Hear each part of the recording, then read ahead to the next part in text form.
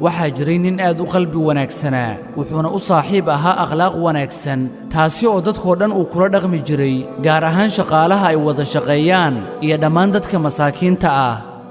wuxuu ahaa mid ku booqda isbitaalada dadka xanuunsanaya isagoo ku camalfalaya xadiiskii rasuulka sallallahu calayhi wasallam ee ahaa axabbu nnaasi ila allaahi anfacahum linnaas oo micnaheedu yahay ilaahay dadka wuxuu ugu jecel yahay kuwa dadka anfaca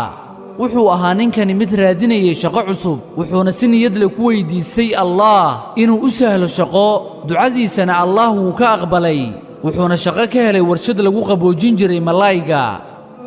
ninkii isbuuc markii uu shaqaynayey waxaa si dulmile ku eedeeyey ninka ilaaliyaha ka ah warshadda wuxuuna ku eedeeyey inuu dhumiyey lacagtii ay warshaddu shaqaynaysay muddo 1 sano ah markii uu ogaaday maamulkii warshadda arrintaasi xaqiiqadeeda wuxuu go'aansaday inuu ciqaabo ninkii ilaaliyaha ka ahaa warshadda ee sida beentaa u soo eedeeyey ninkii kale shaqaalaha ahaa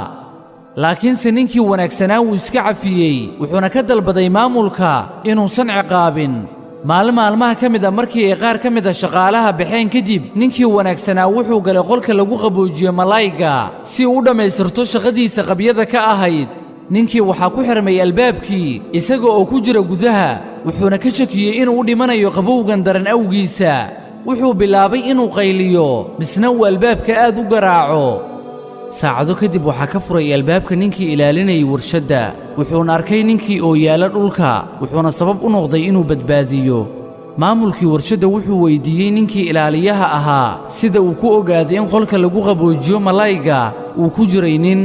wuxuu yidhi ninkii ilaaliyaha ahaa aniga waxaan halkani ka shaqaynayaa muddo 3 sano ah shaqaalahan hal qof kama ogaan karo joogitaankiisa iyo maqnaanshihiisa